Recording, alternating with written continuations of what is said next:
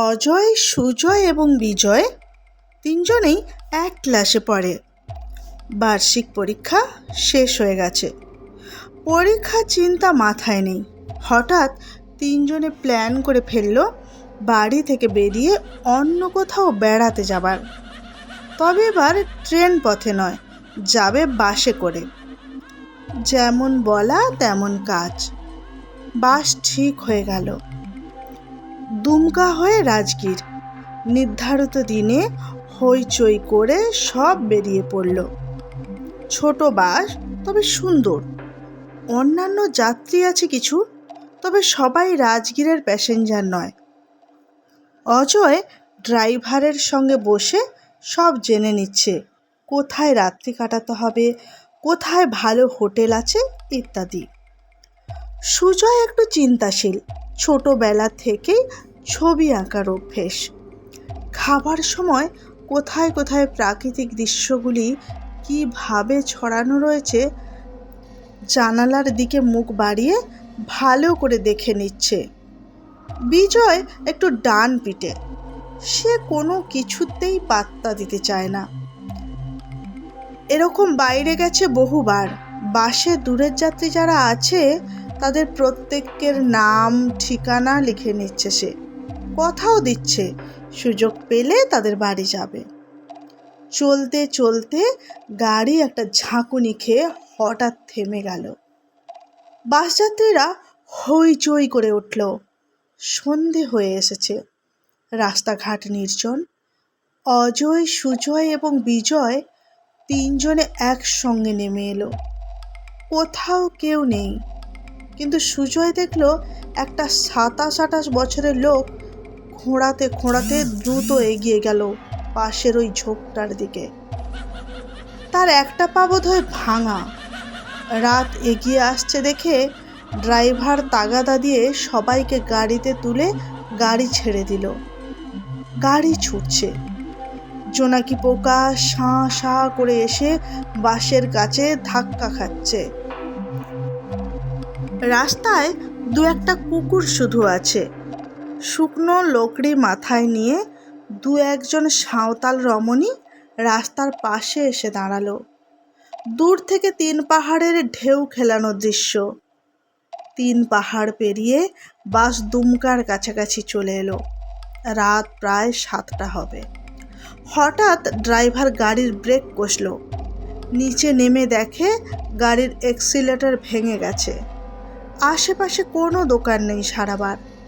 পরের দিন সকাল ছাড়া গাড়ি ছাড়ার কোনো উপায় নেই। সঙ্গে কিছু লোক দুমকার পাশাপাশি গ্রামের, তারা অন্য বাস ধরে চলে গেল। বাসে শুধু ড্রাইভার আর ওরা 3 জন। ড্রাইভার জানালো বাড়ি থেকে আনা কিছু শুকনো খাবার সঙ্গে আছে, তাই খেয়ে কোনো রকমে রাত কাটিয়ে দেবে।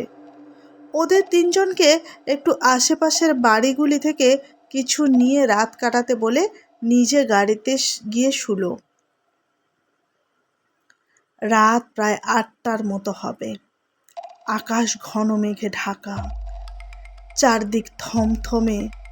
হঠাৎ ওরা 3 জনে দূরে একটা আলো দেখতে পেল। দূর থেকে মনে হয় যেন একটা বাড়ি। অজয় বলে উঠল, চ গিয়ে দেখি ব্যাপারটা কি। সুজয় বলল, তোরা যা, আমি একটু পরে যাচ্ছি। এই বলে সে পিছনে তাকিয়ে দেখে একটা রিক্সাওয়ালা রিক্সা নিয়ে আসছে। সে তাড়াতাড়ি রিক্সায় উঠে বলল, তোরা ওই বাড়িটার দিকে যা, আমি এদিকটা একটু ঘুরে যাচ্ছি। বিজয় আর অজয় ধীরে ধীরে বাড়িটার দিকে পা বাড়ালো। রাত বাড়তে লাগলো। সনসন করে বাতাস বইছে। খানিক দূর গিয়ে রিক্সা বাম দিকে একটু বেঁকে গেল। বাঁক ফিরতেই রিক্সাওয়ালাকে সুজয় বলল, কি ব্যাপার, তুমি বাম দিকে যাচ্ছ কেন? আমি তো ওদিকে যেতে বলিনি। রিক্সাওয়ালা কোনো কথার উত্তর দিল না। সনসন করে রিক্সা নিয়ে এগিয়ে গেল। সুজয়ের একটু সন্দেহ হলো। এদিকটা আরও অন্ধকার, লোকজন কোথাও নেই। হঠাৎ সুজয় দেখে রিকশাওয়ালা রিকশা থেকে নেমে সোজা একটা আম গাছের উপরে উঠে একটা দড়ি গলায় বেঁধে গাছের ডালের সঙ্গে ঝুলে পড়ল। সুজয় কিছু বলার আগেই লোকটা ফাঁসি গলায় ঝুলতে লাগলো, কেবল গলা দিয়ে আ আ করে একটা শব্দ। সুজয় দু হাতের চোখ দুটো রগড়ে দেখল সে ঠিক দেখছে তো। এদিকে বিজয় আর অজয় হেঁটে যেতে যেতে সেই বাড়ির কাছে এসে হাজির। বাড়িটা বহুদিনের পুরনো। ভিতরে ঢুকতেই একটি বড় ঘর, দেওয়ালের রং উঠে গেছে, মাঝে মাঝে ফাটলের মাঝখানে বটগাছ দেওয়াল ভেঙে উপরে উঠেছে। সানসেটগুলো ভেঙে গেছে।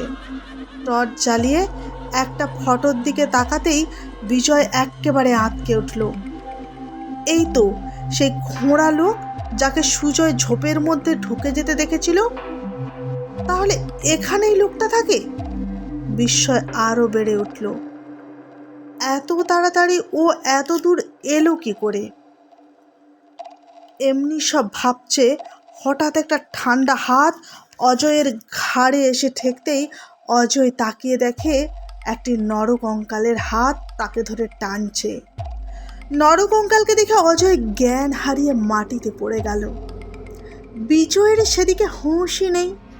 সে সামনের দিকে এগিয়ে যেতেই একটা ঘর দেখতে পেল। একদিকে একটা ভাঙা পিয়ানো, তার সব ছিঁড়ে গেছে। একদিকে একটা সেতার আর একদিকে একজোড়া তবলা। আশ্চর্য, এত দূরে কে গান বাজনা করতে আসে? লোকজন তো কেউ কোথাও নেই, অথচ গানের সরঞ্জাম। দেখে মনে হয় এখানে প্রতিদিন কেউ না কেউ এসে গান বাজনা করে। এসব কথা ভাবতে ভাবতে বিজয় কখন যে পিয়ানোতে হাত দিয়েছে সে খেয়ালই নেই। হঠাৎ একসঙ্গে পিয়ানো, সেতার, ভৈরবী, ঠাটের আলাপ শুরু হয়ে গেল। তবলাও অদ্ভুত বাজনা। কেউ কোথাও নেই, অথচ গান হচ্ছে দেখে খুব ভয় পেয়ে গেল বিজয়। সে দৌড়ে পালিয়ে বাইরের দিকে গেল, কিন্তু পা আর চলে না। কে যেন টেনে চেপে ধরেছে। কোনো মতে কিছু দূর গিয়েই একটা পুকুরের ধারে সে টলে পড়ল। কতক্ষণ এভাবে কেটে গেছে বিজয় কিছুই বুঝতে পারেনি। সকাল হয়েছে, পুকুরের জলে কয়েকটা হাঁস মনের সুখে সাঁতার কাটছে। পাড়ের একটা বাঁশঝাড়ের কাছে মৌমাছিরা চাক বেঁধেছে। হঠাৎ কার ডাক শুনে ঘুম ভেঙে গেল। তাকিয়ে দেখে সেই ড্রাইভারের সঙ্গে অজয়। ড্রাইভারই অজয়কে অচৈতন্য অবস্থা থেকে তুলে সঙ্গে এনেছে। বিজয় চোখ রগড়াতে রগড়াতে উঠে বসল। হঠাৎ এই পুকুরের পাড়ে সে একা একা পড়ে আছে কেন সে কিছুই বুঝতে পারল না। ড্রাইভার তাগাদা দিয়ে বিজয় আর অজয়কে নিয়ে সেই পোড়া বাড়ি থেকে বেরিয়ে এলো। ঝাপসা অন্ধকার ঘর থেকে বেরিয়ে এসে যেন প্রাণ ফিরে পেল। সবাই আছে, কিন্তু সুজয় গেল কোথায়? এদিক ওদিক খোঁজ, কিন্তু না, সুজয়কে তো দেখা যাচ্ছে না। অবশেষে একজন লোককে বলল, ওই আম গাছটার নিচে একটা ছেলে মুখ থুবড়ে পড়ে আছে। সে আপনাদের লোক কিনা জানি না। রাস্তার লোকটার কথা শুনে অজয়রা দৌড়ে গিয়ে দেখে বাস্তবিকই একটা ছেলে শুয়ে আছে। কাছে যেতেই বিজয় চিৎকার করে উঠল, আরে এই তো সুজয়! ডাকাডাকিতে সুজয়ের ঘুম ভেঙে গেল। সে ধরফড়িয়ে মাটিতে উঠে বসল। সুজয়, অজয়, বিজয় এবং ড্রাইভার এবার একসঙ্গে হাঁটা পথে রওনা দিল। যেতে যেতে একটি বৃদ্ধের সঙ্গে দেখা। এ রাস্তায় চারজন লোককে দেখে একটু অবাকই হলো সে। কোনোদিন এত লোক একসঙ্গে এ পথে হাঁটতে তো দেখা যায় না। বিজয় কালকের ঘটনা সম্পর্কে জিজ্ঞেস করতেই বৃদ্ধ লোকটি বলল, সে বহুদিনের কথা। 50-60 বছর আগে ওই পোড়া বাড়িটা ছিল একটা জমিদারের বাড়ি। জমিদার ছিল খুব শৌখিন। গান বাজনার ঝোঁক ছিল খুব বেশি। দূর দূর দেশ থেকে গুণী ওস্তাদ গাইয়েরা আসতো, গানের মজলিস বসতো, খুব হাঁক ডাক ছিল। একবার এক গানের আসরে গান গাইতে গাইতে হঠাৎ বেনারসের এক গাইয়ে চিৎকার করে ওঠে, ভুল ভুল, এ ভুল সুরে গাওয়া হচ্ছে। জমিদার গাইছিলেন, অত লোকের মধ্যে ভুল সুরে গাইছেন, সেটা ধরা পড়ে গেল। এ তো ভীষণ লজ্জার কথা। জমিদার বাবুর হাতে ছিল একটা বিষের আংটি, সঙ্গে সেই আংটি মুখে দিলেন। কিছুক্ষণের মধ্যে সব শেষ। চারিদিকে হইচই পড়ে গেল। এই যে চাঁপা গাছটা দেখছেন, এই গাছটা ছিল জমিদার বাবুর বড় শখের। সকলের আলোচনায় ওই গাছটার নিচেই জমিদার বাবুকে কবর দেওয়া হয়েছিল। আজও সন্ধ্যাবেলা করে আসর বসে, ভিতর থেকে গানের সুর ভেসে আসে। কারা গায় কারা বাজায় কেউ জানে না, তবে আসর যে একটা বসে তাতে কোনো ভুল নেই। কথা বলতে বলতেই ওরা বাড়ির কাছে এসে পড়ল। নিজেরা প্রত্যেকেই গত রাতের কথা ভাবছে, কারো কোনো হুঁশই নেই। হঠাৎ সেই ড্রাইভার বলে উঠল, আরে লোকটা যে আমাদের সঙ্গে এতক্ষণ এলো, সে গেল কোথায়? এদিক ওদিকে খোঁজ খোঁজ, না, কোথাও নেই। হঠাৎ ড্রাইভার লক্ষ্য করল একটা উল্টোভাবে বসানো লম্বা লম্বা পায়ের ছাপ। মানুষের পায়ের ছাপ এত বড় কখনো হতে দেখিনি কেউ। ড্রাইভারের গা কাঁটা দিয়ে উঠল। তাহলে এতক্ষণ তাদের সঙ্গে যে লোকটি হেঁটে এসেছিল সে জীবন্ত মানুষ নয়। সবাইকে তাড়া দিয়ে বাসে তুলে বাসের গতি বাড়িয়ে দিল ড্রাইভার। অজয় সুজয় কারো মুখে কোনো কথা নেই। তিনজনেই বুঝল গতকাল এক ভুতুড়ে কাণ্ড ঘটে গেল তিনজনের জীবনে। তা স্পষ্ট করে বলার আর জো নেই। বাস তখন তীব্র গতিতে রাজগীরের দিকে ছুটে চলেছে।